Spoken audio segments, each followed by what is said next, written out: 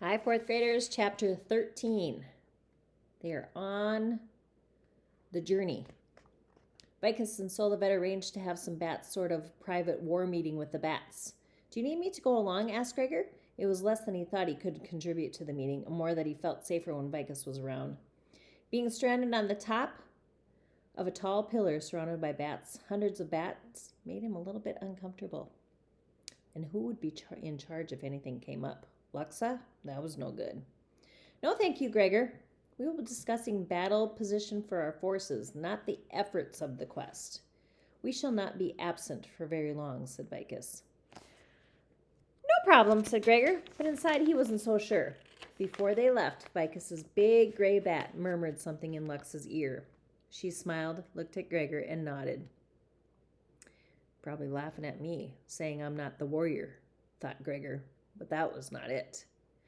Euripides says you're bruising his sides, said Luxa. He wants me to teach you how to ride. Euripides is the name of a bat. That bothered Gregor. He thought he'd been doing pretty well for the first time. What's he mean, I'm bruising his sides? You hold on too strongly with your legs. You must trust the bats. They will not drop you, said Luxa. It is the first lesson we teach the babies. Huh? Said Gregor. Luxa had a way of putting him down even when she wasn't trying. It is easier for the babies. Just a second here.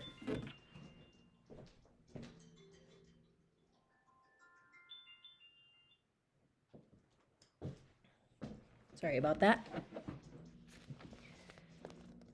What's he mean, bruising his sides? It is easier for the babies, said Meredith quickly. Like your sister. They haven't learned much fear. We have a saying down here. Courage only counts when you can count. Can you count, Boots? Meredith held up his fingers up before Boots, who was busy trying to tug off Gregor's sandal. 1, 2, 3. Boots grinned and held up her pudgy fingers in imitation. No, me. 1, 2, 3, 4, 7, 10, she said, and lifted both hands in the air at her accomplishment. Henry scooped up Boots and held her at arm's length, the way someone might hold a wet puppy. Boots has no fear. Nor will she when she masters counting. You like to fly, do you not, Boots? Go for a ride on the bat? He asked mischievously. I ride, said Boots, and wiggled to get out of Henry's uncomfortable hold. Then ride you, said Henry, and he tossed her right off the side of the pillar.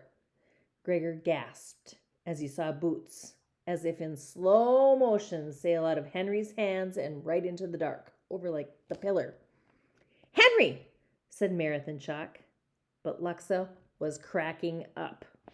Gregor staggered to the side of the pillar and squinted into the darkness. The faint torchlight provided by the bats illuminated only a few yards. Had Henry really thrown Boots to her death? He couldn't believe it. He just couldn't believe it. A happy squeal came from above his head. More! Boots. But what was she doing above him? Up there.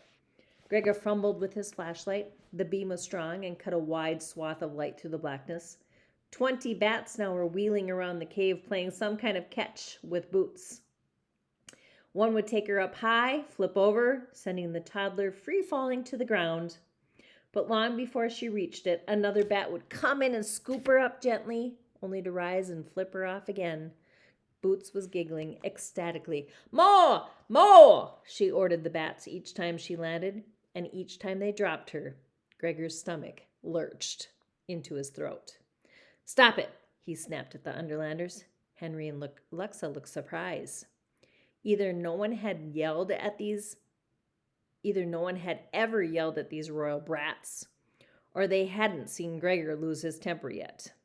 He grabbed Henry by the front shirt. Bring her down now. Henry probably could cream him, but he didn't care. Henry put up his hands in mock surrender. Take it easy, Overlander. She is not in danger, he said. In truth, Gregor, she is safer with the bats than in human hands, said Luxa. And she is not afraid. She's too, Gregor screamed, wheeling on her. She's going to think that she can jump off anything and be caught. But she can, said Luxa, not seeing the problem. Not at home, Luxa, not in the overland, said Gregor, and I don't plan on staying in this creepy place forever. They may not have known exactly what he meant by creepy, but it was pretty clear that it was an insult. It was something negative. Luxa raised her hand and a bat coasted by lightly, flipping Boots into Gregor's arms. He caught her and squeezed her tightly. The Underlanders were no longer laughing. What means this creepy? Said Luxa coolly. Never mind, said Gregor. It's just something we Overlanders say when we see our baby sisters being tossed around by bats. See, for us, that's creepy. It was meant to be entertaining, said Henry. Oh, yeah, you guys should open a theme park. You'll have a line stretched from here to the surface, said Gregor. Now they really had no idea what he was saying.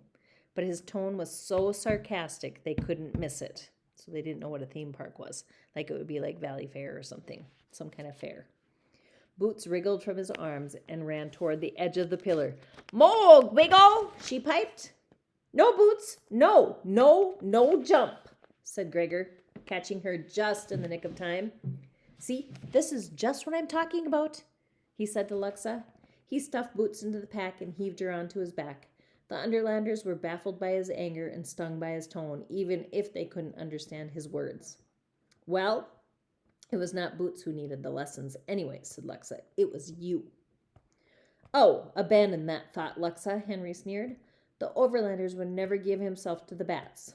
Why, when he returns home, he may forget he is no longer in our creepy land and jump from his own roof." Luxa and Henry gave an unfriendly laugh. Meredith just looked embarrassed. Gregor knew it was a dare, and one part of him itched to take it. Just run and jump into the darkness and leave the rest up to the bats. Another part of him didn't want to play this little game.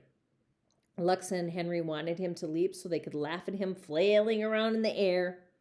He guessed they both hated being ignored, though. So he gave him a look of contempt and walked away. He could feel Luxa positively steaming behind him. She was mad.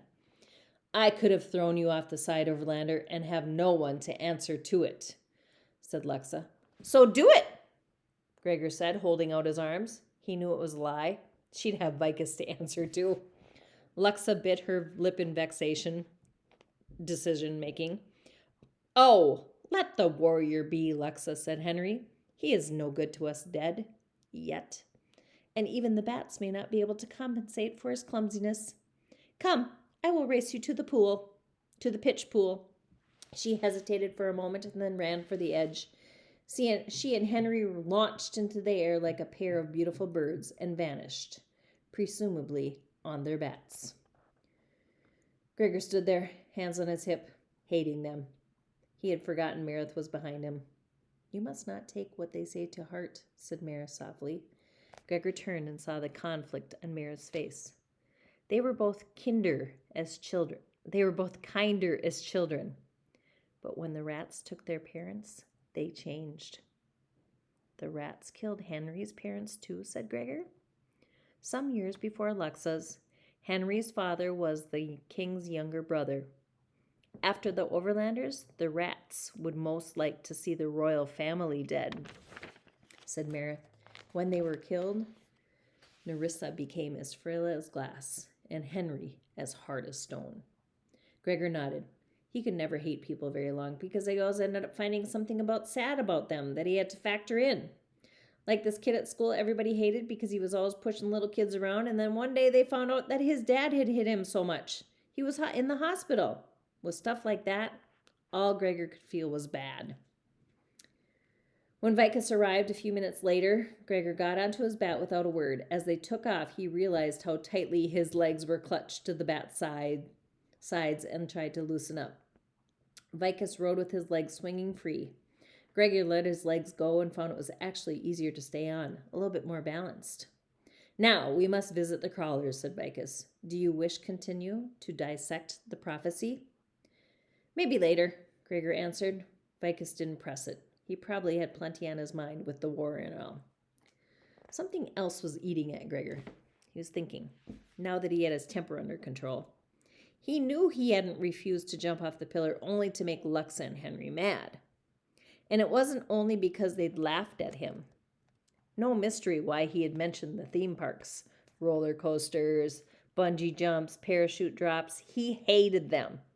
He went on them sometimes because everybody would think he was a chicken if he didn't. But they weren't fun. What was fun about feeling the world drop out from underneath your feet? And those rides, at least they had seatbelts. Gregor hadn't jumped because deep down he knew he was scared, and everybody knew it. End of chapter 13.